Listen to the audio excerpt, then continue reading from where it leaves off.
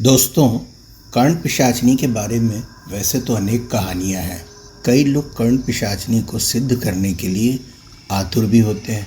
यकीनन शुरू में तो सब कुछ बहुत अच्छा लगता है, परंतु धीरे धीरे जीवन कठिनाइयों से घिरने लगता है। कई बार पश्चाताप होने लगता है। आज मैं आपको एक ऐसे व्यक्ति की कहानी सुनाने जा रहा हूँ जो अपने जीवन के दुखों से बहुत ज़्यादा दुखी व निराश हो चुका था। यहाँ तक कि अब उसके जीवन की इच्छा तक खत्म हो चुकी थी। जबकि जीवन दोस्तों इतना बुरा नहीं चल रहा था उसका, परंतु जीवन में अमीर बनने का सपना कई बार आपको बरबसी परेशानियों में डाल देता है। ऐसा ही कुछ आज हमारी इस कहानी के मुख्य पात्र मनीष शर्मा की भी है। दोस्तों, अगर आप चैनल में पहली बार आए हैं तो अभी चैनल को सब्सक्राइब करें, लाइक करें और सभी से शेयर भी करें। तो चलिए शुरू करते हैं अपनी कहानी। अमावस की एक काली भयानक रात को वीराने में दूर नदी के किनारे बना एक प्राचीनतम शमशान घाट, जहां पर अग्नि का तांडव नृत्य चल रहा था। जटाओं में फूलों की माला और राख से सने शरीर के साथ हवन करने वाले उस अघोरी के सामने मनीष आंखें बंद करके अर्धनग्न अवस्था में किसी का आह्वान कर रहा था, मानो किसी अज्ञात शक्ति को पुकार रहा हो। तभी एक साया धीरे धीरे मनीष के पीछे से उसके नजदीक आ रहा था। उसके लंबे काले बाल उसके चेहरे को ढक रहे थे। मनीष और उस लड़की ने एक दूसरे के गले में विचित्र सी माला पहनाई। यह बात करीब 10 वर्ष पहले की है। बनारस जिले के मूल निवासी मनीष शर्मा, जो कि एक ड्राइवर की नौकरी करते थे। मनीष अपनी सीधी सादी सी जिंदगी में बिल्कुल खुश नहीं था, जबकि उसकी पत्नी मीना को बिल्कुल ज़्यादा का लालच नहीं था।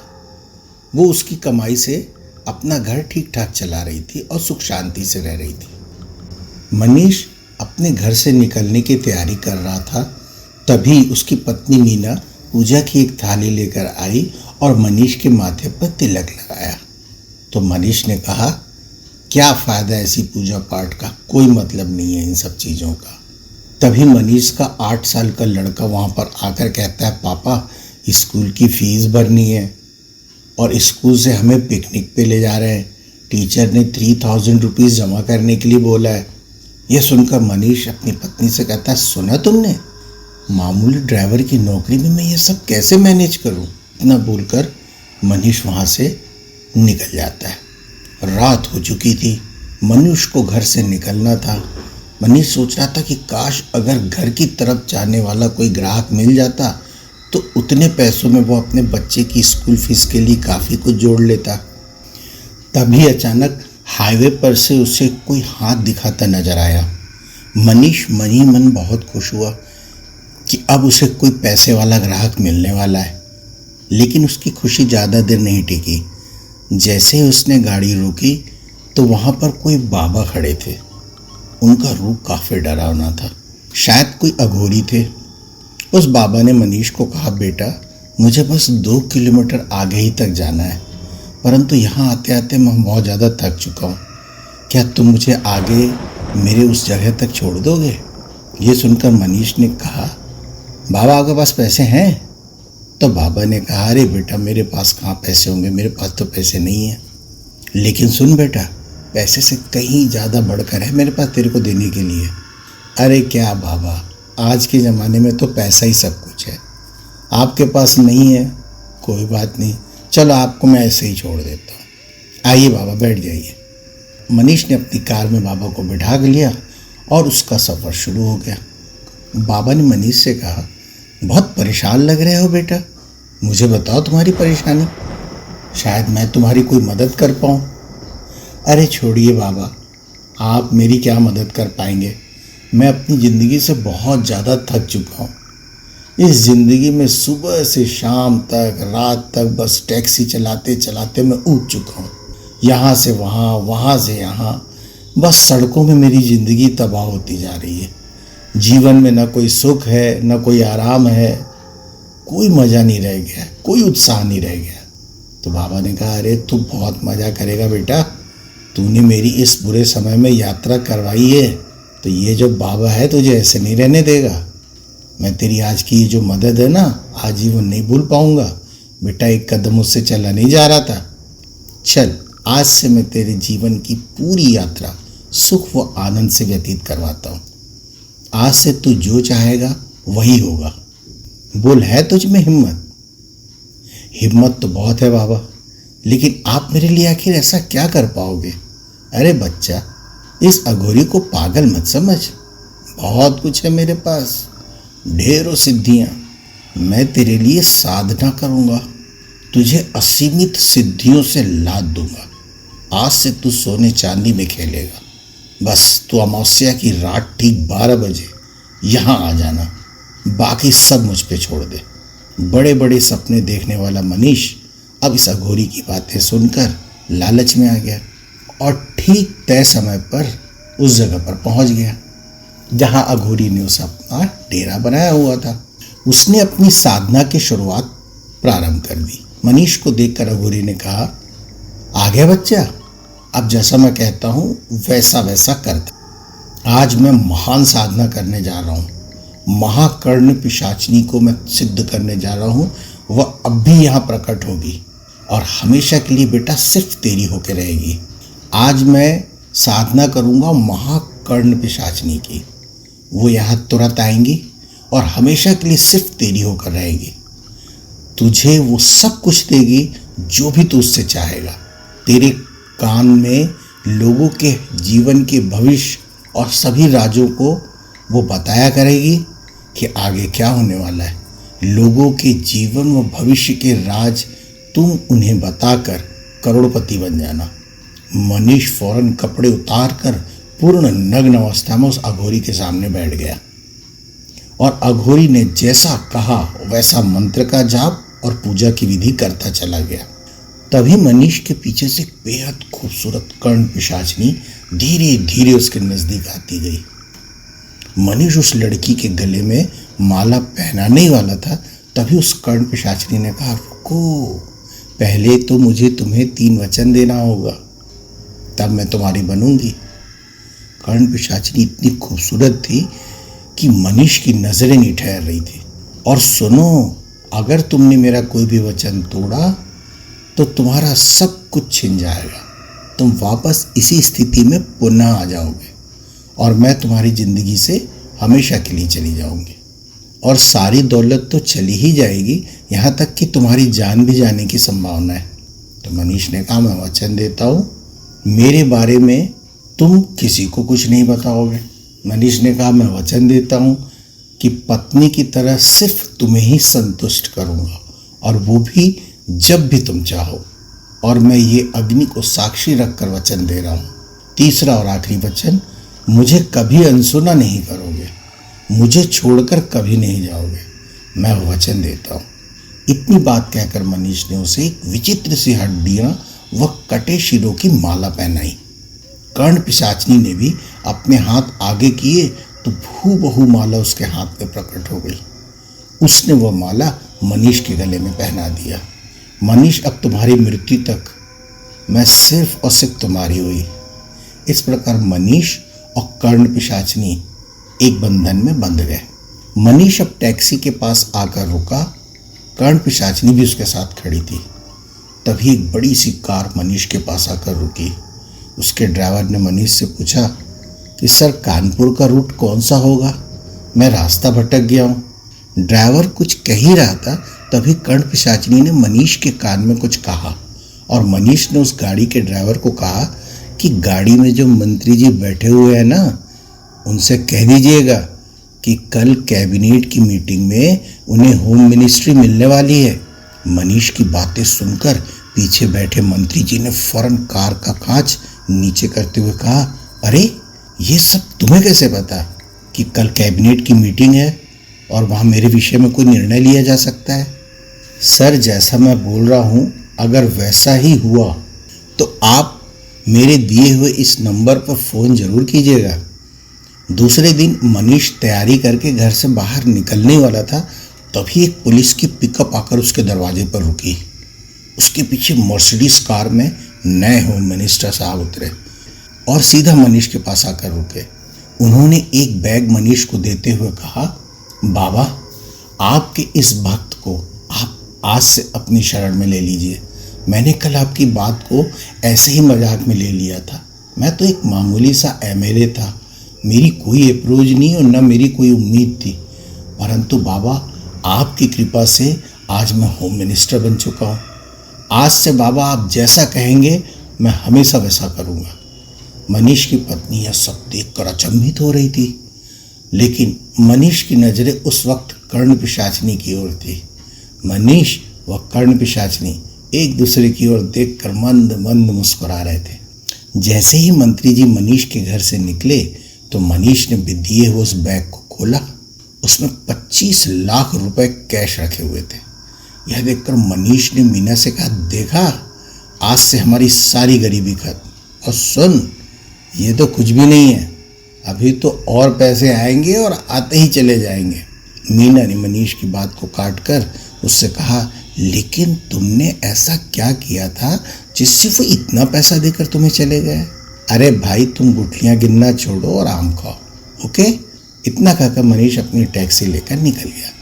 टैक्सी में मनीष के साथ वो कर्ण पिशाचनी भी उसके बाजू में बैठी हुई थी।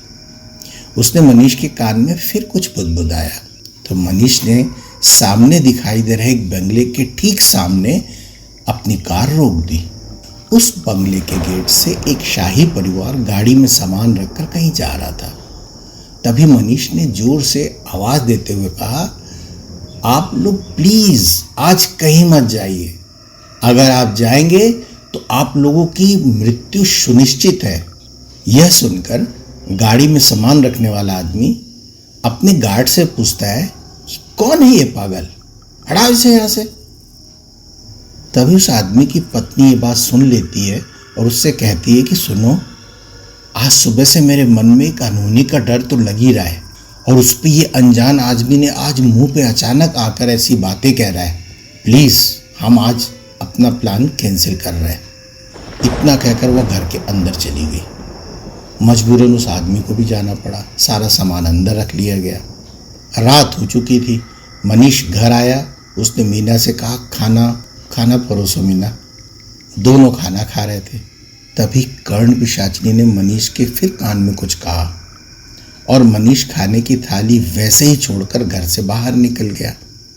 थोड़ी देर से फिर घर में आया तो उसके हाथ में दारू की बोतल और कुछ खाने का सामान था। उसने लाया हुआ सामान खोला तो उसमें चिकन था, मुर्गी की लेग पीस थी। मनीष दारू पी रहा था और साथ में चिकन की लेग पीस खा रहा था। मीना अचंभित होकर उसे देख रही थी। मीना ने मनीष से कहा, आप दारू पीना और चिकन खाना कब से शुरू कर चुके हो? मैंने तो आज तक आपको नहीं देखा, और वो भी इस तरह अधीरजी जैसे खा रहे हो, जैसे कि कोई भूखड़ जानवर खाता है। उसकी बातें सुनकर मनीष उठा और उसने मीना को एक जोर का थप्पड़ जड़ दिया और कहा, सन, आज के बाद से ज़्यादा मुंह नहीं चलाना। तो मुझे अब किसी बात के लिए रोकेगी टोकेगी नहीं, और अगर तूने ऐसा किया तो तेरा इससे भी बुरा हाल करूँगा मैं। और सुन एक बात, आज से तू मेरे साथ नहीं बल्कि दूसरे कमरे में सोया करेगी। दीवार के पास खड़ी मीना इतना सुनकर रोने लगी। सुबह हो गई थी। कल मनीष ने बंगले के सामने जाकर जिस परिवार को चेतावनी दी थी, उसकी पत्नी ने कहा, अजय सुनते हो, जल्दी से आओ, ये न्यूज़ तो देखो। दोनों सोफे में बैठकर न्यूज़ देख रहे थे। एयर इंडिया का एक प्लेन कल क्रैश हो गया और ये वही प्लेन था जिसमें हम लोग जाने वाले थे, और इसके सारे लोग मृत। दोनों यह न्यूज़ देखकर सन्न रह गए। उन्होंने सीसी कैमरे के माध्यम से मनीष के घर का पता लगाते हुए अपने गार्ड को भेज देते हैं। मनीष तैयारी करके अपने सोफे पर जस्ट बैठा था कि तभी वह दंपत्ति मनीष के घर आ धमकते हैं। भगवान का लाख लाख शुक्र है कि आपका घर मिल गया मुझे। कल आप मेरी व मेरी पत्नी की जान बचाए। मैं सदा आपका आभारी रहूँगा बाबा। मैं नहीं जानता कि आप सचमुच इतने बड़े ज्ञानी हो, परंतु कल आपने जो कहा वह सत्य हुआ। हम नहीं गए और आज हम दोनों जीवित हैं। मनीष उनकी तरफ देख के कहता है, मैं सब जानता हूँ क्या हो रहा है और क्या होने वाला है। घमंड व कर्ण पिशाचनी के इन्फ्लुएंस में मनीष ने अपने घर से मंदिर हटवा कर घर से बाहर करा दिया। मनीष की पत्नी बड़ी नाराज हुई तो उसने कहा, नो, आज के बाद से ये हमारा घरेलू मंदिर घर के बाहर रहेगा। इस बात पर मीना और मनीष में इवन काफ़ी झगड़ा भी हुआ, परंतु अहंकार में चूर मनीष किसी भी बात को सुनने को तैयार नहीं था। अब लोग मनीष को संत ज्ञानी बाबा के रूप में जानने लगे थे। कुछ ही महीनों में मनीष शर्मा का नाम दूर दूर तक फैल गया। सैकड़ों लोग अपना भविष्य जानने के लिए उसके पास आने लगे। मनीष अपने घर को अब बहुत बड़ा कर चुका था। आज उसके पास एक बहुत बड़ा बंगलो था, गाड़ियाँ थी। वो अब पहले वाला टैक्सी ड्राइवर नहीं रह गया था। अब वह एक बहुत बड़ा पावरफुल आदमी बन चुका था। उसकी वजह से अब इन सभी बातों का मनीष पर बहुत बुरा असर भी पड़ना शुरू हो चुका था। जहाँ बड़ी बड़ी हस्तियाँ उसके प्रश्नों के लिए उसके पास आया करती थी, उसके पैरों पर बैठा करती थी, इनके बदले में मनीष उनसे काफ़ी पैसा लेता था और उन्हें उसका आंसर देता था। लोग दरबार में मनीष के आने का इंतजार करने लगे। थोड़ी देर में मनीष भी दरबार पर पहुंचा। तभी एक बड़े घर का लड़का आगे आकर मनीष से पूछा, बाबा, मेरी एक गर्लफ्रेंड है जिसका नाम ऐश्वर्या है और मैं अपनी जान से ज़्यादा उससे प्यार करता हूँ, लेकिन वो आजकल मुझसे दूर दूर भागती है, मेरे फ़ोन का जवाब नहीं देती।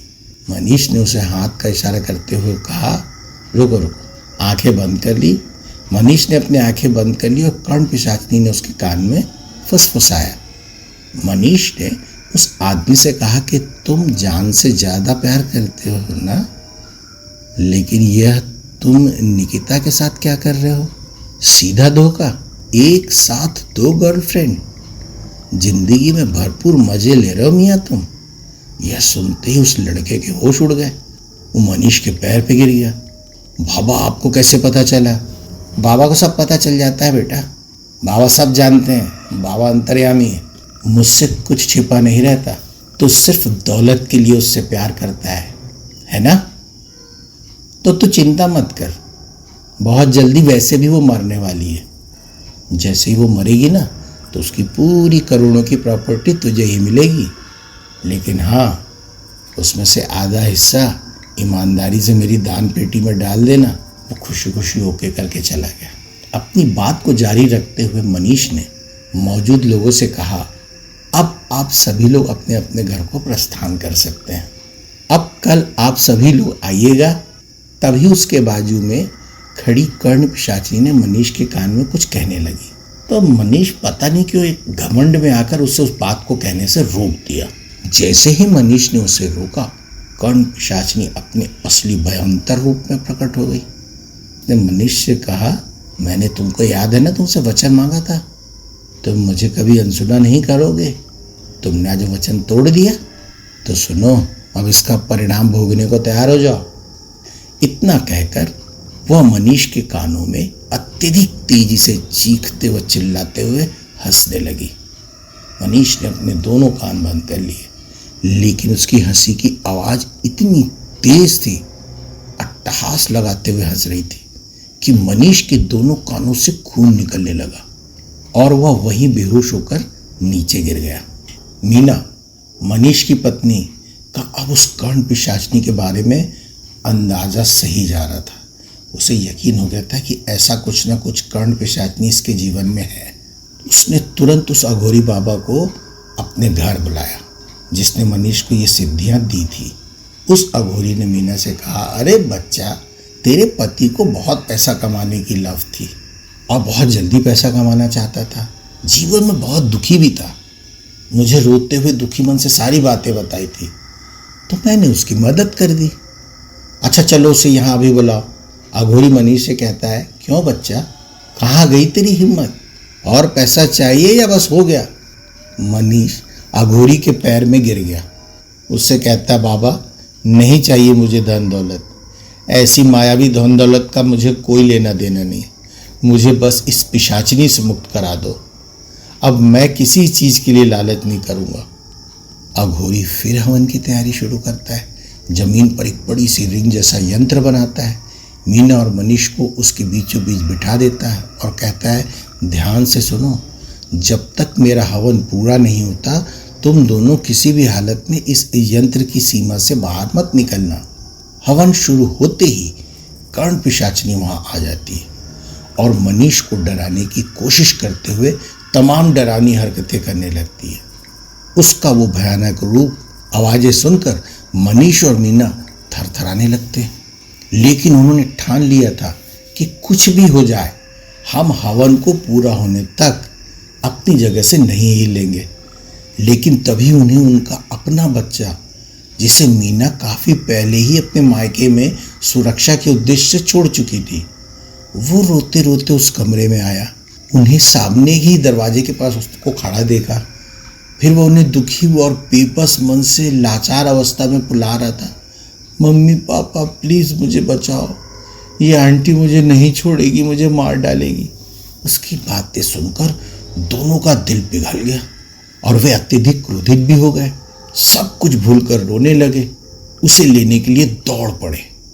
तभी अघोरी बाबा ने हवन की राख पूरे कमरे में फूंक दी और वो बच्चा उसी समय कर्ण पिशाचिनी में बदल गया। कर्ण पिशाचिनी की जोर जोर से चीखने और रोने की आवाजें आने लगी। पूरा घर व वातावरण थर्रा गया। फिर वो पिशाचिनी आग में जलने लगी। थोड़ी ही देर में वो भस्म हो गई। अघोरी ने कहा, बेटा अब तुम उस कर्ण पिशाचिनी से हमेशा के लिए मुक्त हो चुके हो।